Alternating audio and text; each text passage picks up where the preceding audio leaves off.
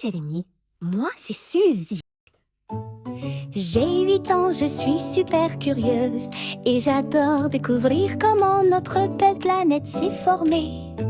Bienvenue dans Suzy, c'est tout! Aujourd'hui, on va voyager dans le temps pour comprendre comment se sont formés nos continents. Accrochez-vous, on part pour un voyage de plusieurs milliards d'années.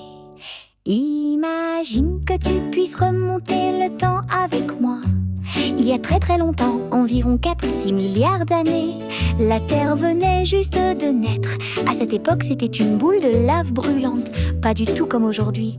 Il n'y avait ni océan ni continent, juste de la roche en fusion partout. Ça devait ressembler à un four géant.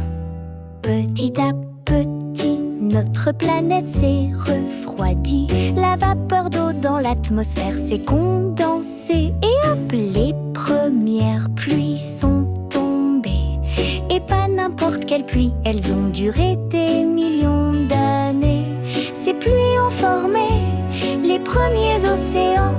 Mais où étaient les continents? Patience, on y arrive. Il y a environ 3 milliards d'années, les premiers petits morceaux de terre solide ont commencé à apparaître. C'était comme des îles minuscules perdues dans un océan immense. Ces petites terres s'appelaient des protocontinents.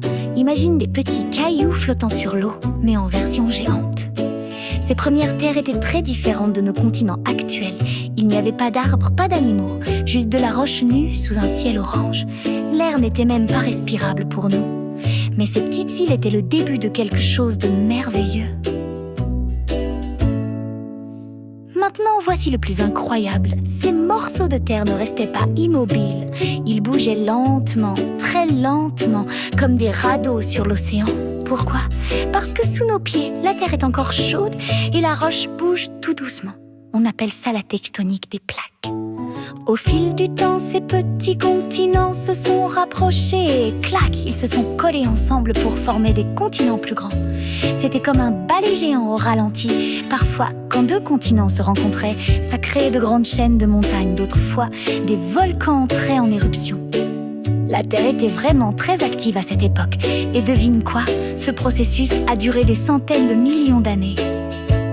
Mais l'histoire ne s'arrête pas là. Il y a environ 300 millions d'années, quelque chose d'extraordinaire s'est produit. Tous les continents se sont rassemblés pour former un super continent géant qu'on appelle la Pangée-Pangée. Ça veut dire toute la Terre en grec. Imagine tous les continents d'aujourd'hui collés ensemble comme les pièces d'un puzzle. Si tu avais vécu à cette époque, tu aurais pu aller de l'Amérique à l'Afrique en marchant. Incroyable, non ?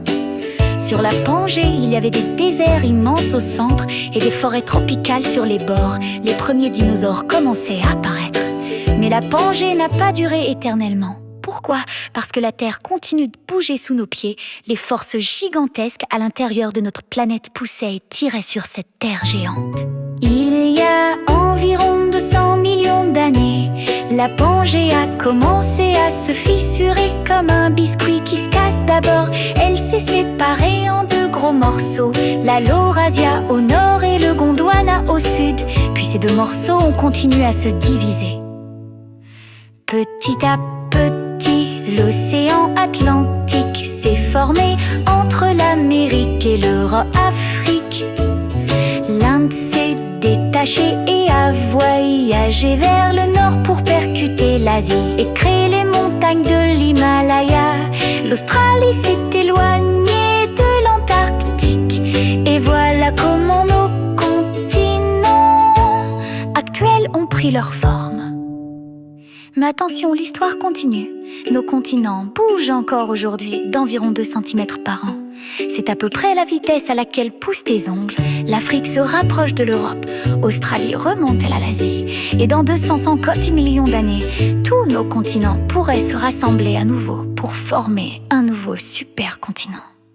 Les scientifiques l'ont déjà baptisé Pangée Ultima. Dans des millions d'années, la carte du monde sera complètement différente. Alors maintenant, tu sais comment nos continents se sont formés. De la lave brûlante aux premiers océans, des petites îles à la Pangée, puis de la Pangée à nos continents d'aujourd'hui. N'est-ce pas fascinant? À bientôt pour une nouvelle aventure dans Suzy, c'est tout. Des nouvelles vidéos toutes les semaines. Abonne-toi pour ne rien manquer.